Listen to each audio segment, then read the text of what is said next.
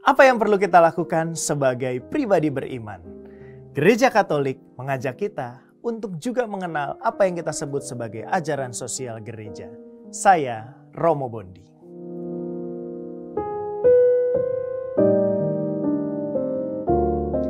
Keuskupan Agung Jakarta saat ini tengah menyuarakan sebuah tema besar agar kita memiliki semangat untuk menghidupi kesejahteraan bersama. Dari berbagai hal yang diajarkan Gereja Katolik pernah menerbitkan sebuah buku berjudul Duket. Sebuah buku menarik yang membuat kita sebagai orang-orang beriman bisa tahu apa sih kira-kira yang perlu kita lakukan dalam hidup sehari-hari untuk mewujudkan iman kita. Salah satunya dibahas di situ prinsip tentang solidaritas.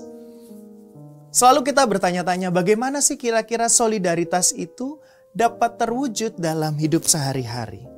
Dikatakan di dalam buku ini, solidaritas di saat yang bersama adalah sebuah prinsip-prinsip sosial dan keutamaan moral. Maksudnya apa? Bahwa prinsip hidup bersama, prinsip sosial membutuhkan solidaritas, dan disitulah kemudian ada nilai-nilai atau keutamaan-keutamaan untuk menjadi lebih baik yang disebut dengan keutamaan moral. Untuk itulah kemudian solidaritas mampu mendobrak kebobrokan-kebobrokan yang mungkin terjadi di antara kita sehingga membentuk sesuatu yang oleh buku ini disebut sebagai struktur yang menyesatkan di dalam hidup kita.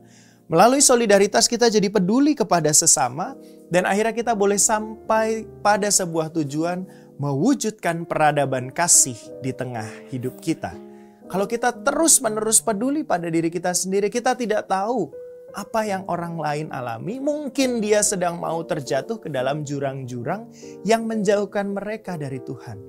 Maka solidaritas dan tindakan kasih adalah sebuah awal yang baik untuk sampai akhirnya nanti mewujudkan peradaban kasih di tengah dunia.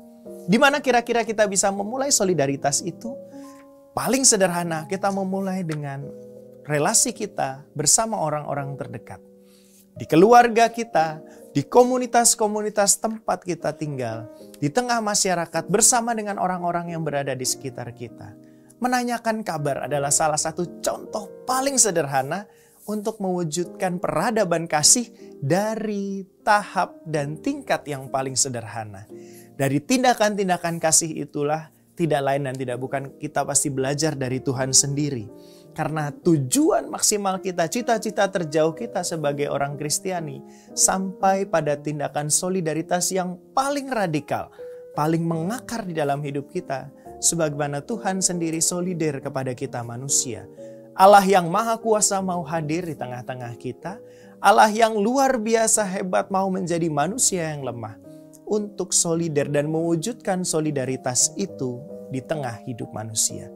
Maka pastilah kita bisa belajar dari Tuhan sendiri. Belajar untuk mulai mengasihi.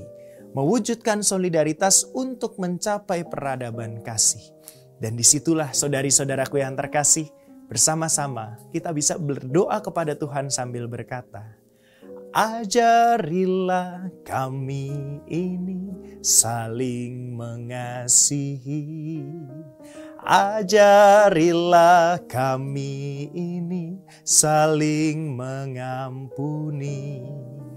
Ajarilah kami ini kasih-Mu ya Tuhan.